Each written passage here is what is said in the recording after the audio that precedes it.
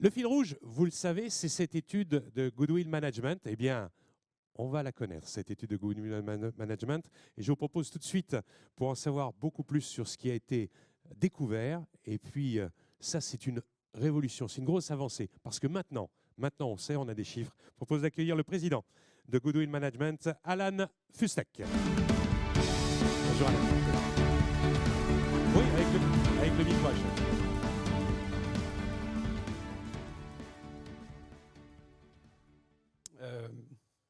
Monsieur le ministre, messieurs les présidents, mesdames, messieurs, j'ai des sacrés trucs à vous dire. Est-ce que où est-ce qu'elle est la zapette là pour Le Pavlov. Où est-ce qu'il est le Pavlov? Ou alors sinon, il suffit simplement de demander la slide suivante, peut-être. On va faire comme ça. On va faire en live, en direct. D'accord. Donc, si vous voulez bien afficher la première slide, voilà. Donc en fait, on nous a posé une question. Notre métier chez Goodwill, c'est de mesurer tout ce qui existe autour de nous. On est des malades de la mesure. On mesure beaucoup de ce qu'on appelle de la valeur immatérielle. Nous sommes ici en train de parler de valeur immatérielle. Et la question qui nous était posée, c'était est-ce qu'on pourrait calculer l'impact économique du sport, d'une pratique sportive, premièrement sur l'entreprise, deuxièmement sur les individus, les salariés, et troisièmement sur la société civile. Donc c'était ça le challenge. Là aussi, ce n'est pas du challenge sportif ou alors c'est du sport intellectuel. Il fallait essayer de répondre à ces questions. On peut regarder la page qui vient juste après. Voilà, donc je vais faire rapidement une introduction qui va durer à peu près 3 heures, comme ça vous allez attendre les résultats vachement longtemps, les principaux résultats, et puis rassurez-vous, en 20 minutes ce sera plié. Alors premièrement, introduction. Vous voyez que mon transparent commence par une affirmation, c'est une affirmation que vous avez entendue juste avant moi. Les valeurs sportives sont des vecteurs du succès des organisations. Etc., etc. Tout le monde est convaincu de ça. Il n'y a pas une seule personne dans cette salle qui irait imaginer le contraire. Et tout le monde pressent, bien évidemment, tout le monde pressent que les impacts positifs des activités physiques et sportives, alors on a choisi vraiment le terme, vous voyez, activité physique et sportive et non pas sport, pour y intégrer le shiatsu, pour y intégrer les assouplissements, pour y intégrer un petit peu de gymnastique, etc., etc. Et pas nécessairement seulement un match de tennis ou de la course à pied. Eh bien, tout le monde est convaincu que ces activités physiques et sportives vont avoir un impact positif sur la santé de l'individu. Et puis, si on est mieux dans ses baskets, c'est le cas de le dire, on pense bien évidemment qu'il doit y avoir aussi un impact sur la façon dont on travaille. Peut-être qu'on travaillerait un petit peu plus vite et un petit peu mieux. Voilà. Donc ça, c'est quelque chose que tout le monde pense. Mais personne n'a jamais rien mesuré en la matière. Et donc notre travail à nous, ça a été de mettre tout ça en équation et puis d'essayer de sortir des résultats. Voilà. On a donc fait un bilan économique. Et ce bilan économique, on a eu l'immense fierté de le faire à la demande du MEDEF et du CNOSF. Et avec le très fort soutien financier, ça a déjà été dit, d'AG2R, la mondiale. Alors, à ma meilleure connaissance, on a épluché toute la littérature scientifique mondiale pour arriver à faire ce travail. C'est une première en France, vraisemblablement une première internationale. Et puis, je pense que vous en serez tous d'accord, le sujet arrive, pourquoi? Parce qu'il est dans l'air. Messieurs Masseglia, Barnier, Roux de Bézieux parlent beaucoup de l'engagement du sport, de l'importance du sport dans l'entreprise, on l'a dit avant moi. Et puis peut-être qu'un jour, il faudra aussi qu'on se mette à calculer la vraie contribution des grands événements sportifs à la création de richesse d'un pays. Pour l'instant, la seule chose que j'ai entendue là-dessus, c'est combien ça a coûté. Mais qu'est-ce que ça a rapporté? Voilà une question qu'elle est bonne, et en fait, on pourrait y répondre. Mais ce n'est pas le sujet d'aujourd'hui. Alors, on regarde la page suivante. Je vous précise bien que nous ne sommes pas en train de parler d'une activité sportive intense ici. Toute forme d'activité physique est prise en compte dans l'étude. des assouplissements, des choses relativement simples. Et nous n'avons pas non plus voulu que notre étude soit limitée à de la pratique en club, avec du matériel, etc., etc. Vous pouvez faire des tas de choses très, très intéressantes sur le plan de votre santé, tout simplement en faisant des mouvements dans votre salon. En conséquence de quoi, les coûts associés à la pratique d'une activité physique et sportive peuvent être considérés comme relativement limités, voire nuls, même si, dans certains cas, pour les entreprises où nous avons fait des calculs, nous avons prévu de prendre en compte des investissements. Page suivante, s'il vous plaît.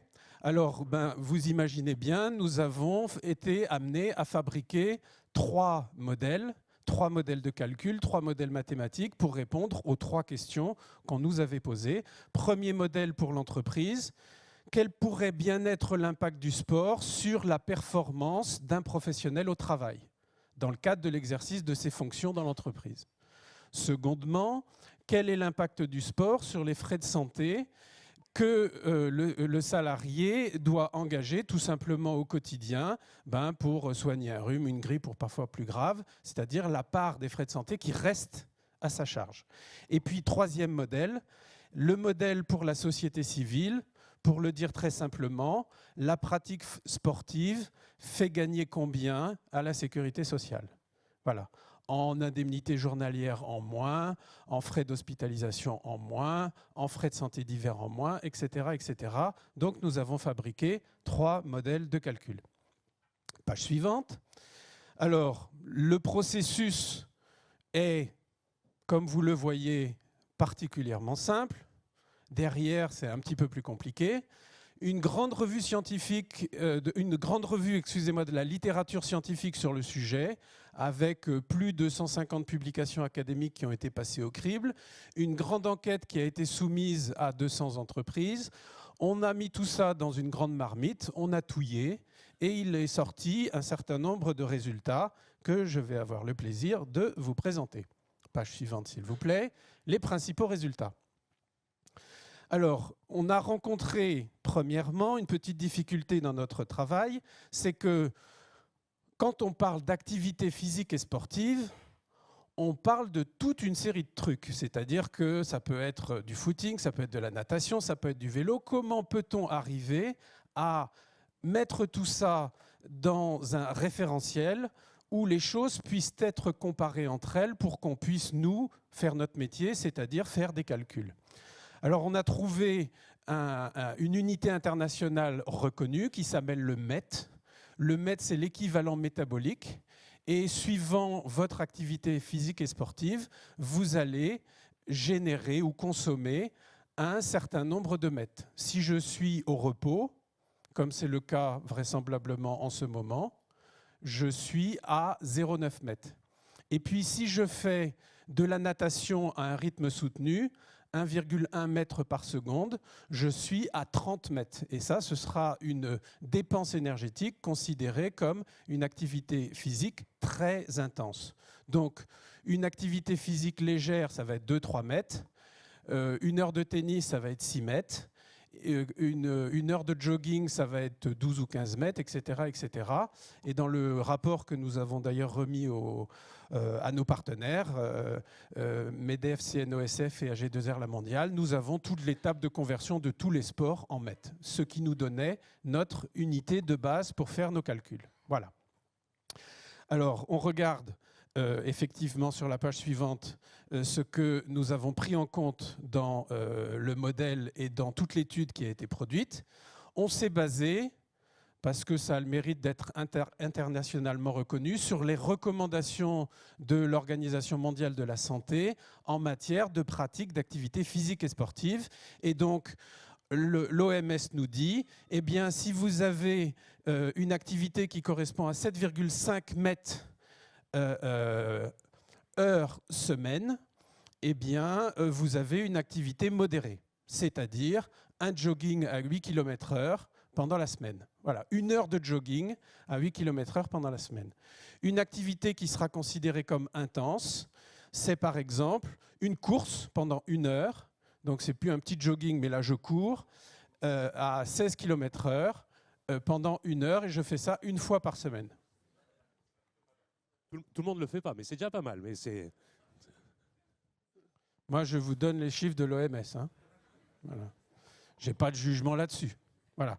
Et puis 30 mètres, comme on l'a compris tout à l'heure, c'est de la natation. Et là, on dépense beaucoup, beaucoup d'énergie. Si on essaye de nager relativement vite, c'est pas mal non plus, 1,1 mètre par seconde. Voilà. Et donc, on a fait plein de calculs dans les entreprises avec ces différentes intensités d'activité physique et sportive.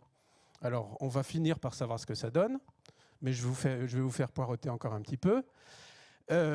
La première chose qu'on a fait dans l'étude, c'est que nous avons premièrement, dans tout le travail d'exploration scientifique, validé que oui, effectivement, le sport a un impact mesurable sur le stress, sur la forme physique, sur la bonne santé, sur la motivation, sur toute une série de choses. C'est quelque chose qui a, dans un premier temps, nous avons pu effectivement le mettre en évidence. Le sport a aussi un impact sur l'absentéisme, a un impact sur le turnover. Tout ça, on a pu effectivement le prouver qualitativement. Ça existe, c'est sûr. Puis deuxièmement, nous l'avons quantifié. Et puis en troisième lieu, nous l'avons financiarisé. Donc ça, c'est ce qui a été fait effectivement pour le sport en entreprise. Et puis pour l'individu et la société civile, eh bien, on a regardé tous les frais de santé à la charge de l'individu ou à la charge de la collectivité qui allaient pouvoir être évités à partir du moment où on avait une activité sportive plus intense ou une activité sportive alors qu'avant on n'en avait pas. Regardons la page suivante. Le truc dans notre affaire qui est le plus compliqué, de très très loin le plus compliqué, c'est le modèle de calcul de l'impact économique du sport sur l'entreprise. Voilà, alors je suis obligé, je ne vais pas y passer longtemps, mais juste de vous illustrer un tout petit peu méthodologiquement comment on a fait. On est passé par la notion de productivité et on a mesuré l'impact du sport sur la productivité. Je vous rappelle, parce qu'on savait ça quand on était à l'école et puis après tout le monde a oublié, qu'est-ce que c'est que la productivité? Pourtant on en parle tout le temps. La productivité, c'est une quantité de biens ou de services par unité de temps ou d'argent. Voilà, donc petit exemple très simple, donc vous voyez P égale Q sur C, c'est-à-dire la productivité, c'est une quantité par unité de temps ou d'argent. Ici, j'ai mis l'argent, c'est-à-dire le coût. Voilà. Je prends un petit exemple. Si j'ai un journaliste qui écrit 3000 signes toutes les 5 heures, un premier journaliste A et un second journaliste qui écrit 3000 signes toutes les 6 heures, et bien le premier est plus productif que le second. Voilà. Sauf que si le premier a un salaire qui est double du second, économiquement, c'est le second qui va être plus productif. Vous voyez le principe. C'est très simple. On regarde la page suivante. À qualité d'article égal. Bien sûr. Alors, une fois qu'on a mis tout ça dans nos équations, on se retrouve avec un modèle dans lequel on voit sur quoi le sport est susceptible d'avoir des impacts en matière de productivité. Et nous avons pu mettre en évidence que, petit 1, le sport a des impacts sur la motivation des salariés, sur leur sérénité, c'est-à-dire l'inverse du stress, sur leurs aptitudes physiques, leur santé physique, leur forme physique. Et tout ça, ça influence le numérateur, c'est-à-dire la vitesse de travail. Et puis le sport a également des impacts au dénominateur, c'est-à-dire que si je fais du sport, je vais être moins absent, parce que je suis moins stressé. Donc vous voyez, il y a deux effets. Premièrement, si je suis stressé, je travaille un peu moins vite. Et puis si je suis vraiment très stressé, je me fais porter pâle. Donc ça a un impact au numérateur et au dénominateur. Et puis le sport a aussi un impact sur le turnover. C'est-à-dire que quand on est vraiment très très mal, trop stressé, trop démotivé, avec des gros problèmes de troubles musculo-squelettiques, asthme, ce que vous voulez, eh bien on finit par dire cette boîte, elle n'est plus pour moi et on démissionne, même si on est un très bon professionnel. Et à nouveau, l'entretien d'une activité physique et sportive va avoir un impact sur ce turnover. Donc vous voyez un petit peu comment ça fonctionne. Une dernière page théorique, et après je ne vous embête plus avec ça. Le travail a donc consisté à faire une étude à deux niveaux. Le premier niveau, c'est plus je fais du sport, ici vous avez des mètres, et plus ma sérénité s'améliore. Alors vous voyez ici, on a une courbe logarithmique, c'est-à-dire qu'avec l'augmentation de l'intensité sportive, eh bien, on va avoir une sérénité qui augmente à peu près selon cette courbe-là. Alors, maintenant que je sais que quand je fais plus de sport, j'ai ma sérénité qui augmente, donc mon stress qui diminue, eh bien, j'ai toute une série d'autres travaux scientifiques qui me montrent que plus mon stress augmente et plus ma vitesse de travail s'effondre. Plus je suis stressé, moins je travaille vite. En d'autres termes, si je fais du sport, je suis plus serein, et si je suis serein, je suis moins stressé, et donc ma vitesse de travail augmente. Et donc tout le modèle de calcul est basé sur ce genre de combinaison. Alors, maintenant je vais vous montrer les résultats. Voilà, donc le clou du spectacle. Nous avons ici effectivement les calculs, les résultats de tous nos calculs, et ça nous donne une variation de productivité, de vitesse de travail sur le coût du travail qui oscille entre plus 6 et plus 9%, entre une personne qui a une activité physique et sportive et une personne qui n'en a pas. Avec une petite variation, donc si j'ai une activité modérée, je vais avoir plus 6%. Si j'ai une activité intense, je vais avoir plus 8%. Et si l'entreprise m'incite à en faire davantage, ces niveaux de productivité vont augmenter un petit peu. Donc vous voyez, on va passer de 6 à de presque 6 à presque 9 points de productivité en plus. Ceux d'entre vous qui ne sont pas familiers du gain de productivité, ben vous allez être obligé de me croire sur parole, c'est énorme. C'est juste énorme. Alors on va voir ce que ça donne sur les résultats d'une entreprise. Page suivante, s'il vous plaît. Sur la page précédente, vous avez vu que finalement, on a identifié 3 cas d'entreprise. Premier cas, l'entreprise incite mollement ses salariés à faire du sport. Allez-y, c'est bon pour vous, faites-le, un peu de com, un peu de buzz, on sensibilise, etc. etc. Ça, c'est le niveau 1, un engagement faible. Ça coûte 3 fois rien. Un engagement moyen, l'entreprise met à la disposition de ses salariés des moyens matériels et ou financiers, ça revient au même. Donc, un chèque sport, une salle de sport, un espace de sport qui ne sera pas utilisé pour des bureaux, etc., etc. On engage un peu de sous dans l'affaire. Et puis le troisième niveau, c'est un engagement fort de l'entreprise. Et là, par exemple, l'entreprise décide que les salariés pourront avoir une activité physique et sportive sur le temps de travail. Voilà. Donc, on a ces 3 niveaux. Et si vous voulez bien revenir juste à la page précédente une seconde, avec ces 3 niveaux, ça crée un petit delta de motivation des salariés et ça crée un petit delta de productivité. Alors maintenant, on va voir donc, le gain de productivité, c'est un peu théorique. 6% de productivité, 9%, je vous ai dit, ça fait beaucoup, c'est énorme. D'accord, mais concrètement, sur une entreprise, ça donne quoi? On passe 2 pages. Voilà.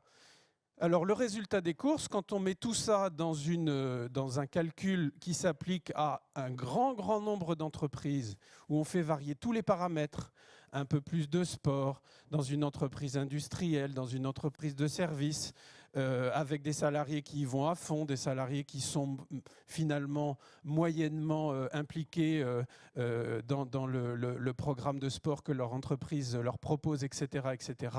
On obtient des variations sur le résultat net, donc sur la rentabilité nette de l'entreprise, qui vont de 1 à 14%.